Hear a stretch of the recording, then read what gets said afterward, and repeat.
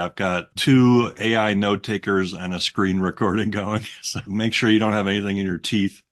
Is it going to be like a video thing? My plan is to make it video. It's a face-to-face conversation. I don't anticipate doing a lot of video editing.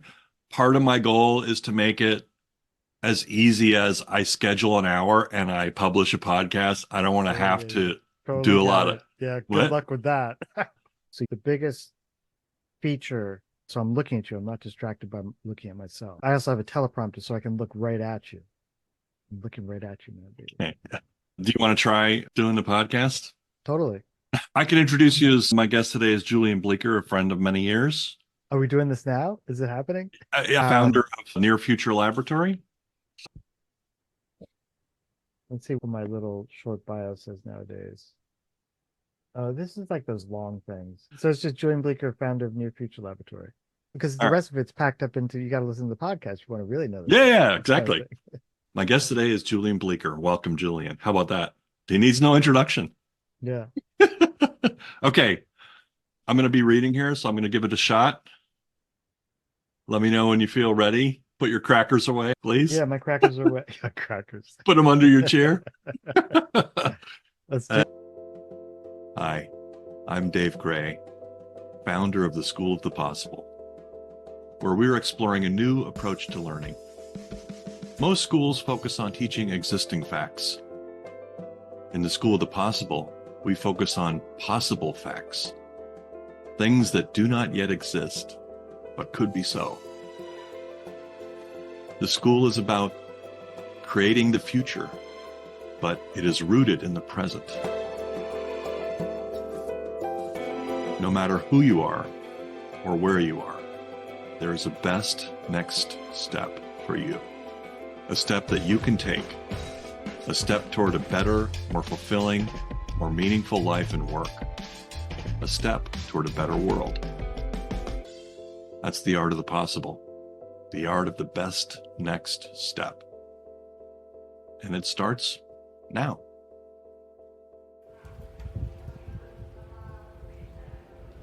I'm Dave Gray, your host, and this is the first edition of the show. My guest today is Julian Bleecker. Welcome, Julian. Thanks. Great to be here, Dave. For those people who have not followed your work as for many years as I have, what's the most important thing that they should know about you? What would you like to share about yourself? I'm an engineer and a technologist with a PhD in history of consciousness. So I have no Oh, idea what I do. that's interesting because my introduction would have been Julian Bleecker is a fiercely independent thinker, creator, and researcher. He's the founder of the Near Future Laboratory and a design futurist. In fact, he's one of the people who coined the term design fiction. Welcome, Julian. That's awesome. I like that one. Let's talk about creating a customer. Yeah. Let's start at the very highest level. When I say the purpose of business is to create a customer, what does it mean to you when you hear those words, create a customer? It's super resonant. I'd never heard that before. I guess probably heard it in one way or another, but to identify it and tie it so tightly to what the purpose of business is, it's exceptionally helpful. I think back to my experience with my company Amada, and I feel like I learned that I came to appreciate that in the process of building the business.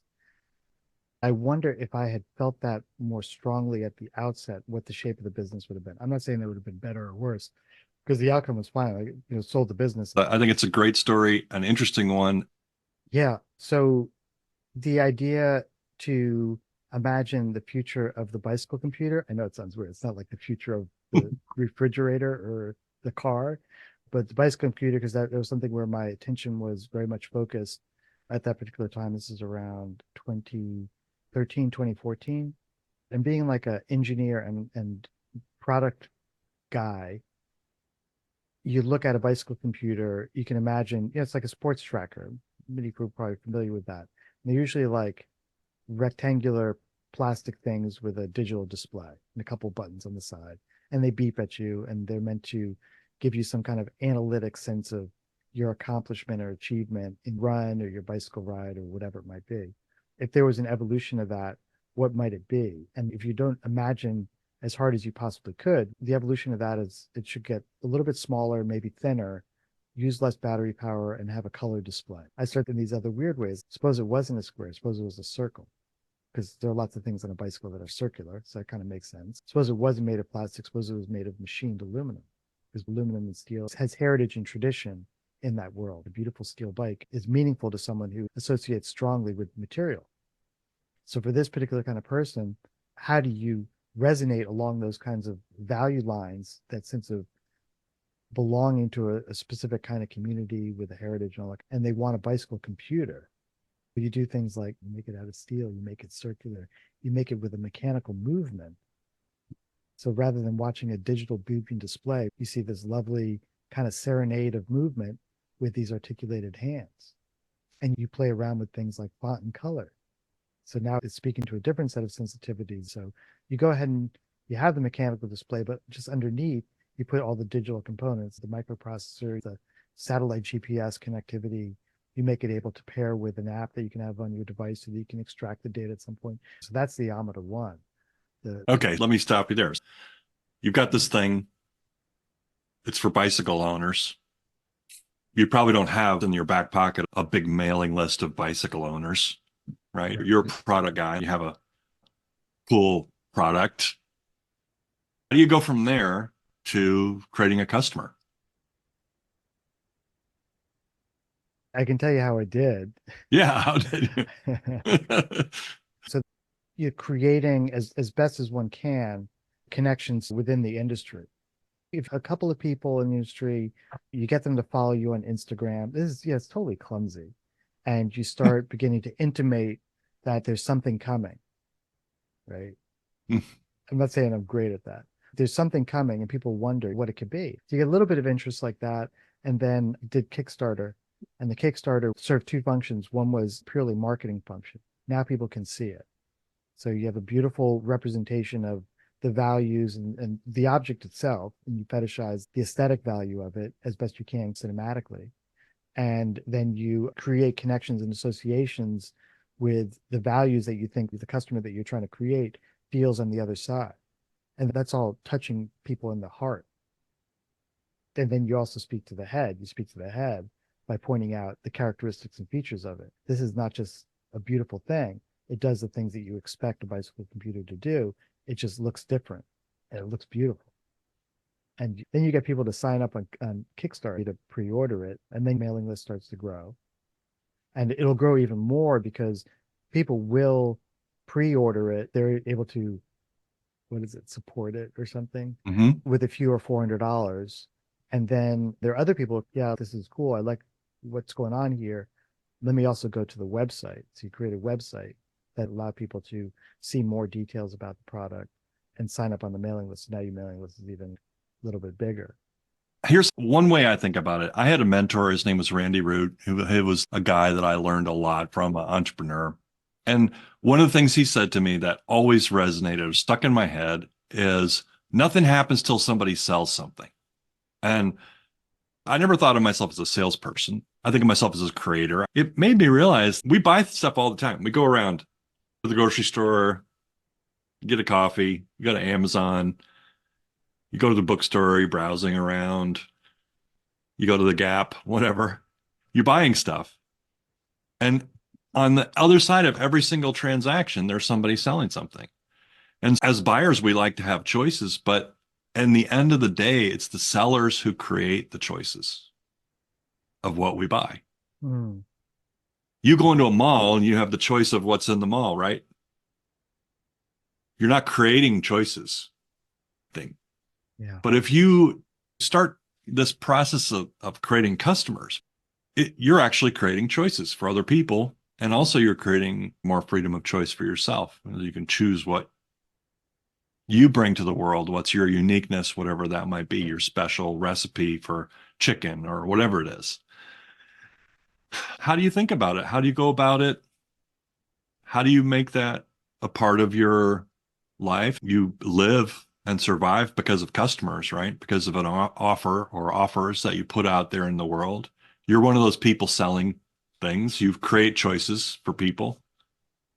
How do you think about it? How can we get inside your head? If people want to learn how to do that, how do we do it the Bleecker way? How do we learn? What's the Bleecker method? Yeah, don't listen to what I say. That's the first thing.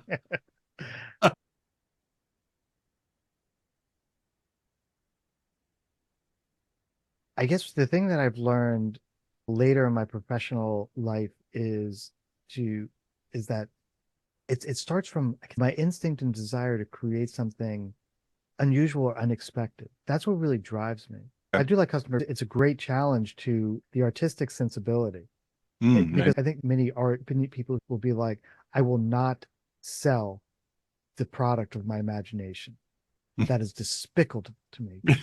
I will not transact in your baser forms of commerce. I create to express the purity of my soul and my vision. Okay. And you'll find folks who are very much on that side of the Hmm. spectrum between imagination and transactional commerce or capitalism, whatever you want to call it, who do not function well in the world because they cannot I recognize that for better or worse, that we live in a world where various aspects of survival, unless you're well adjusted around it, will mean that it'll be a hard go. I'm not saying that you live a life of ruin. I think you can live a beautiful, expansive life if you're able to come to terms with that. And your life will look very different. And people who are transactional side will look at you with wonder and awe. Look how happy they are. Look how effervescent their life is. Look at what they're able to do. I wish I could live that way. But here I am trapped in this world of structure and containment, and these shoes hurt. I don't have to wear them, and I'm pretending that I'm happy. And now I'm on my third marriage because I haven't figured out where my heart is. I've Hmm. ignored my heart. And that was a whole thing. So I think that if we're able to accept and embrace, almost collaborate with the notion of customer and identify it not as people coming to you because they just want to extract your value and then just kick you and tell you to go away. That they're coming to you in a sense of, man, I love what you do. Whatever it might be. It could be you could be Hmm. selling like pencils or a newsstand. They're coming to you because you give me something every day. And I know it looks like just a pure transaction because here's the $5 for the newspaper. And now I grab it from you and now I walk away. But if they're coming there every day, they're coming to you. If you can associate your relationship with them at that, it's like my beautiful customers. And Well, if you probably bring something more to them, they get the newspaper. But I'll tell you what, they're also like, I go to Dave every morning. I don't know. don't. I could go to the guy across the street, but I just like him. And they might say it's more convenient because I don't have to cross the street. But I think that if you can identify with that, this is what happened with Amida. Like people were sending me fucking chocolates. Mm. I didn't ask for chocolates. They're sending me chocolates. So it's like, hey, dude, this is the best chocolate. I went on a big cycling trip and went through Belgium, and I brought these chocolates back for you. Send me Wow. literally like on the wall over there. It's like a crayon drawing. Someone's kid drew a crayon drawing on the back of the letter that the person sent me to Wow. thank me for the product. That's a customer. That is a customer Yeah. with a Yeah. very deep and rich relationship. And it gets to the point where you start feeling as the creator, whatever you want to call it, as the business proprietor, as the owner, that yeah, this is the value exchange. They get the hard thing, or they get the memo, or they get the newsletter, or they get the email, or the whatever. They get the Hmm. t-shirt, but it's not because they needed to cover themselves up with a t-shirt because they didn't have anything else to wear. The value exchange is what they're there for. I Yeah. give you something, I get something back. And it just so happens we live in a world where I can give you this folding money Hmm. and I'm going to get the thing back. And I know the thing only cost you $4 to make and you're selling it for 40, but I felt $40 of value out of this. Okay. So, question for you. Like many creative, curious, investigative type people, you have business customers, you have corporate customers, and you provide services, but you also make products. And you have a foot in the, call it the consumer retail world, a foot in the corporate consulting world. Tell us a little bit about that, how you balance all that. Who do you think of when I say, who's your customer, Julian? Yeah. So the way I look at it in playing around with some of the terms that people will use to describe this. Are you a B2B company or B2C company? Mm. There's a B2C division, and that's business to community, and B2B division, which is commercial engagements with enterprise scale clients. And when you talk about divisions, you're dividing yourself here. I'm totally dividing myself. Yeah. I play around with that notion, just trying to imagine the organization as something with multiple divisions, and there's something on the third floor, and there's a whole cast of fictional characters as Eugene, Edgar. Eugene. Yeah.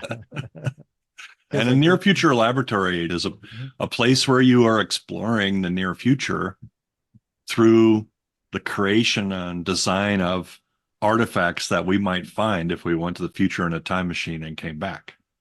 That's it. Okay. Yeah. Artifacts from possible futures is sometimes how I Mhm. think about it. And it's essentially conversation starters. They're almost like curios. Yeah. They might be Mhm. like, I wonder what this is about. And someone be like, oh, I don't know. So are you the dungeon master of the near future game? Is that how you think of it? Yeah, I don't go to the Dungeons and Dragons thing, but sometimes I No. think it's too biblical. But sometimes I think it's like a shepherd, mostly because I have trouble saying I'm a leader, but I'm a leader. Sometimes people say he's the godfather of design fiction. Also because in Dungeons and Dragons, you have to immerse yourself in the world, put on a level of of role playing. Your consciousness needs to sink into the world to the degree that you can imagine happens when people sit down to play Dungeons and Dragons. Yeah. Which is, and now in this world, I'm assuming this role of character. So you have Chris Butler is running a project in the Discord that is to imagine the future of the organization. He's fascinated with that as a question. What is the organization, the place that we go to create value as like economic units of value that then get sold in the marketplace? What does that look like? Interesting. So he does that. So he does that by creating the employee manual from this possible future. And so to do that, you have to play the part. I'm the HR person of this future organization responsible for pulling together all the components that would go into this employee manual. Organizations do, if they have to have an employee manual, at some point they get to the size where they have a head of procurement and now we've got a head of HR, and HR person says, where's your employee manual? They're like, I don't know. We don't have one. I got to get one. Another word that comes to mind is like an artist colony, because it feels like it's a group of creative makers, designers that are interested in exploring these possible future through the act of making objects or pictures or catalogs or what have you. Mm-hmm. I think that is a significant portion of people because I think they just think the idea is cool. Well, and also you provide tools for the people in this community, right? You provide a toolkit. Yes, they're literally tools, and then there's the manuals, and then the artifacts, and so that creates these indices into what this could be. And it's another way for people to have it explained to them in a tangible form what it is that's going on, what our sensibility, what our vibe is, how we go about these things. Here are a bunch of examples of things we've done, and those things resonate as it's not just an example, but it is the thing. Like, this is what we create. Taking the TBD catalog, for example, or the projects that come from these worlds. And that just becomes this like all these elements around, like the people, they feel, I want to be a part of this, associated with it. Now here are a bunch of things that I can have that are richer than just merchandise. I don't sell t-shirts that say Near Future Laboratory. I sell things that Near Future Laboratory has found in these possible futures. And that resonates again with people. I guess also thinking about the nature of your show. What do we call it again? It's called Create a Customer Show. Create a Customer Show. There's a heavy emphasis, almost to the point where it's like I'm taking the digital stuff off the website, that they are tangible things. They are material things. So the value of that is that you can have it on your desk and someone's going to walk by and they're going to be like, they're going to double take because they're going to be like, what is this? And they're going to pick it up and the person will snatch it back. Don't take that. That's mine. Where did you get it? Near Future Laboratory. Go get your own. Get out of here. Yeah. So it becomes a way of, and he's making the object the tangible thing. And this is a totally technical point, but there was an instinct in a phase in Near Future Laboratory where this stuff shouldn't be transactional because it's all about, it's got an educational component. Somehow people think that education should be free. I think it should be free, but it's not. It's not. I paid the bills. And so we had a bunch of free download stuff. Why not just turn it into a PDF and people can download it and they can get the value of the work you put in? And I just points like, no, man, no, there is value in here and you can't get it for free. If you get it for free, you're not going to care about it. You can't download the Mona Lisa, can you? You have to go see it. So, yeah. But from a building customers and the kind of customers you'll want, you don't want a lot of cruft in your customer database. You don't want a lot of That's a quote. That's an overheard. You don't want a lot of cruft in your customer database. No, because the people who don't pay for something, they don't come back and pay for something. They don't come back and pay for something. Interesting. To me, it's a waste. And I'm comfortable with that now. That gets to another one of the things that I think is really important and valuable about creating a customer. When you just have an audience, there's no way to filter you get likes on your LinkedIn page, right? There's no way to filter what's a good and a bad one. What someone just clicked it. It didn't take them any effort. When you have an email list and which 10% of them decided to pay you $5 a month or whatever to get your email, even though maybe you're not even offering anything special, you just turn on the payment button. They've given you a signal, right? Haven't they? Wow, this is a person who's like a good tipper, let's say. Yeah. At a restaurant, you're going to recognize them hopefully, maybe you recognize them the next time they come in. But now you can say, okay, here are the 50 people that I do really want to focus on, that I am going to invest in, right? Yeah. So one of the real benefits of creating a customer is helping you segment the people who are paying attention to you by what they're telling you. And I think it's really important because, again, it's one of those things like you were talking about the 80-20 rule. Like, where do I need to be focusing my time and energy and effort? And how can I get to a state where I'm comfortable? I would rather have 1,000 deeply engaged customers than a 10,000 person audience who just wants to show up and maybe not. Look, if you're not feeling the value of what I'm doing, that's totally cool. That's beautiful that you can recognize that in yourself. Now, could you get out of the chair, please? Because someone else wants to sit there. And not in an antagonistic way. It's just, if you're not feeling this, that's fine. Move along. Cool. So question, you have business customers, you have corporate clients.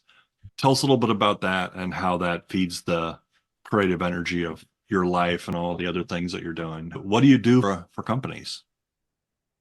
We help them imagine into their futures by creating artifacts from their possible future. And there are a few kind of ways in which we do that. Typically, it happens such that they are trying to tap into what is oftentimes for organizations the nebulous thing. Like, they'll have a vision, usually comes down from the C-suite, about what they're doing and why they're doing it. And it's usually very prosaic. It's a thing that the CEO says at the all hands when they get up there on the little riser and say, we are here to X. Our purpose is to X. And oftentimes it can be very good rhetoric, like words, and it can be resonating. People are like, yeah, I want to be a part of that. We're here to make the world a better place. Okay, let's do this. And there's a huge gap between the statement of the vision and its implementation, right? The gap between yammering and actually, now we're going to actually build the house. Right. I want a beautiful house that makes me feel right at home and is warm and welcoming to myself. Or like Exxon, we're going to be totally green energy by 2030. Okay, what does that annual report look like from 2030? What is the annual report? What does the website look like? What are you selling? Yeah. What does the issue of the economists look like when they're, from the future, when they're talking about, look how Exxon has evolved and developed. Look at the things that they've done. And I think it's that gap that now increasingly is being understood to be a failure to communicate in concrete terms what that means. And it's just this middle management layers. I don't know how we translate that. And I'm accountable for it because I've got these crazy KPIs that indicate whether or not I'm succeeding. But I don't know how to imagine into that vision statement in a way that gives me a clear sense of how I direct my division or my team. You're almost role playing your customer's point of view. And you've told us a little bit about your business customer. But let's say someone's out there watching this show right now and they want to know, okay, Julian, I want to be your customer. I think I understand if I'm in a role in a company that's job is to think about the future and pull people into that future and get people excited about that future, I can hire you to help me make that more tangible. That's the one thing I heard. Yes. Okay, what if I'm not a business person? What if I'm just interested and curious about what you're doing? What can I buy from you? How can I become your customer? Yeah. What's your ideal customer look like? So we already did the enterprise customer. If you're a Okay. person who maybe you are within the enterprise, but you're not quite sure, I don't get what's going on here. So those are a way to almost get a taste of what this practice is while also learning what it is and how to do it and examples of it. So there are essentially three of them. One is general seminar, which is broadly a public way to engage in and sense into things. And we'll take a question that an enterprise customer might ask, but to wrap it, it's like a 90-minute thing. What is the future of AI? So everyone's wondering. So we'll actually take that on. And that's in the context of a salon.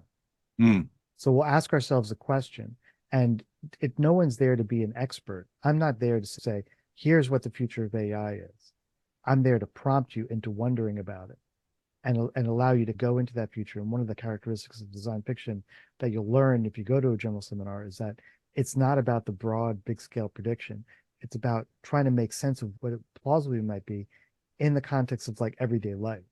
So sometimes the prompt for the question is, what is the future of AI? Let's start with what's for breakfast in the AI future. How do you make breakfast in this world? What is my pan? What's my frying pan in that future? Is it somehow AI augmented? Am I getting recipes through an interface that is built into my Magic Chef oven? Is my Magic Chef oven talking to me and asking me about what I want to make today and how I can make it? All these things to me seem eminently plausible and like a little bit of that's funny and interesting and weird.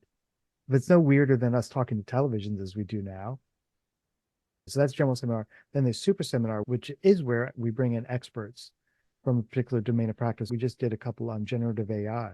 So we brought actual people who are fairly well accomplished to the degree that anyone can be nowadays with generative AI to talk about how they're using it in their practice. And mostly right now it's coming from the creative realm, but then we also had two people from more in the enterprise. How is an enterprise company like Arab was one of the speakers came from Arab, who's a knowledge manager who's using generative AI very practical from the point of view of someone who is in a big organization. Wow, I would love to know how to better manage the terabytes of knowledge that exists within my organization. Let me pop into the session and see how that happens. So in my mind, there's a future there that there's one particular individual I come in is right at the edge of. The job wasn't, hey, we want someone who knows generative AI to come into our organization to help us figure out knowledge management. They happen to be a really amazing knowledge manager who's, hey, we need to look into this generative AI stuff and I will explore it. There are no rules and there's no guidance. mm. I don't have a manager who's telling me what's right and what's wrong. I'm just doing it. And so that gives people a sense of like how you can be a futures oriented person, that you can live at the vanguard of what's possible, even if it's not in your job description, and essentially teach your organization from inside. That's interesting. Okay, just to start wrapping it up here, couple thoughts, couple questions. Sure. If you were to look across your life and your daily habits, your weekly habits, what's the number one kind of like habit that you would recommend people get into if they want to get better at creating customers for a customer creating habit? How? What's the one thing that you definitely are going to always keep doing because it is a great habit and it helps you create customers? Is it silly answer says I create things that I feel like I would want to hear. It's not through like a seance or something, but I feel like I am creating for myself. What do I want to do to that I think would be of value? And I think what I learned is that if I thought too much about expectations or tried to imagine a fictional customer as opposed to myself, it became a lot harder to do that work of the newsletter So that this kind is, of I would say, this sounds a lot like what Jason Fried says when he talks about scratch your own itch. Start with yourself. yeah, Be your own customer. What would you yeah, want to buy? What do you yeah. want that doesn't exist? I think that's it. Yes, we did this. The latest artifact in the future is this book, Android's Dream of Electric Sheep. And so, for anyone who's a PK Dick fan, it's the declarative as opposed to the question. It's not do Android's Dream of Electric Sheep, Android's Dream of Electric Sheep. And this came up in a conversation with a friend, and I thought it was like, man, I would love to have that book on the shelf. I want that right next to Do Androids Dream. So you can, because I imagine someone coming into the library and being like, wait a minute, what's going on here? What is this book? And that's what it started from. It became much more than that, but that was the kind of quote unquote joke that you chuckle at. What's your biggest takeaway from this conversation? If I was going to do a tagline or a title for this conversation, what's your takeaway? There are two things that I wrote down, noteworthy little things. One was the purpose of business is to create a customer. That's really helpful to me because as I'm kind of going through this process of what is the purpose of Near Future Laboratory, like kind Mm-hmm. of ideating that, and we've had some calls and talks and been very generative. So now I can think about it, how do I translate that? So that stood out, and create something worth following. Hmm.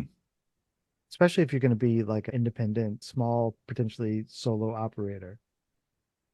The other thought that's related to that is sticking with me is there's something about being the face of the thing that's worth following that I think connects with people in a way that it is part of that unique value proposition, unique selling proposition. It's Dave. Oh my gosh. It's the man, the myth, the legend. There he is. And I Yeah. think all the stuff around community.